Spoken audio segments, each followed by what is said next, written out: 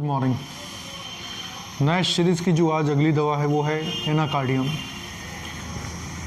Anacardium कितनी बार ऐसा OPD में होता है कि जब मरीज आता है और बोलता है कि डॉक्टर साहब मुझको पेट में दर्द होती है, जलन होती है, और डायग्नोसिस होती है पाइलोरिक या पेप्टिक अल्सर, और डॉक्टर साहब को बोलता है मरीज कि डॉक्टर साहब खाना खाते हैं तो आराम हो जाता है, और डॉक्टर साहब सीधा दवा दे देते हैं एनाकार्डियम। कुछ मरीज ठीक होते हैं, कुछ नहीं। जो ठीक हो जाते हैं वो तो अच्छा है, लेकिन जो नहीं ठीक होते हैं वो क्यों नहीं ठीक होते, मैं बताता हूँ। एनाकार्डियम के अपने कुछ अलग पिक्यूलियर सिम्टम हैं।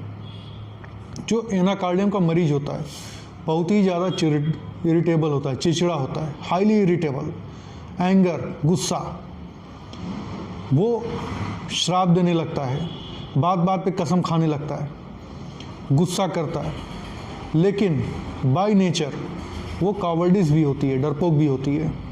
अगर उसके अगेंस्ट, उसकी बातों के अगेंस्ट कोई खड़ा हो जाए तो वो चुप भी हो जाएगी, फिर कोई इशू नहीं करेगी। लेकिन इतना ज़्यादा इरिटेबल कि हर बात पे गाली गलौज और तमाम चीज़ें करती रहती है। एक गैर जिम्मेदार पर्सनालिटी होती है एनाकार्डियम।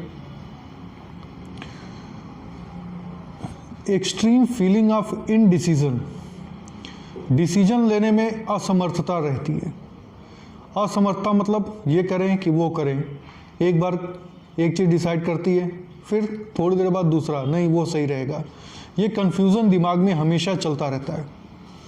ब्लंटिंग ऑफ सेंसेस, सुनने की क्षमता, सूंघने की क्षमता, स्वाद और मेमोरी, याददाश्त भी कमज़ोर हो जाती है। ये सारे सेंसेस कमज़ोर हो जाते हैं।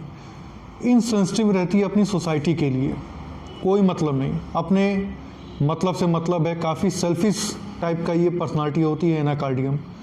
वो पास पड़ोस की कोई खबर ही नहीं लेगी, अपना काम हो रहा है बस उसी से मतलब रहता है। जो एनाकार्डियम मरीज होता है उसके नाक से एक बदबू आती है जिसको कहा गया नेस्टी ऑर्डर।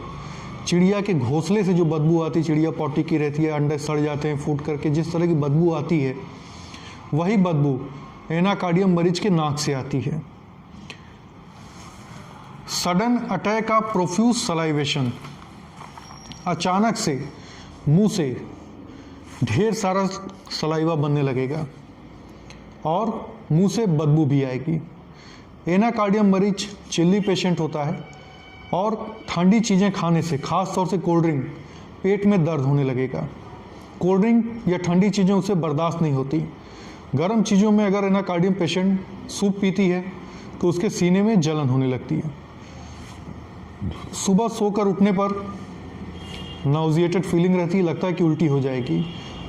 भूख लगने पर भी ये नाउजिएटेड फीलिंग रहती है और खाना खाने से आराम मिल जाता है।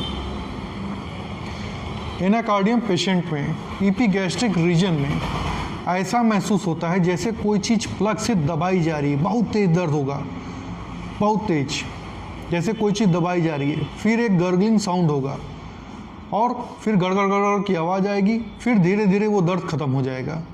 फिर कुछ समय बाद ऐसा ही होगा, ये रिपीट होता रहता है।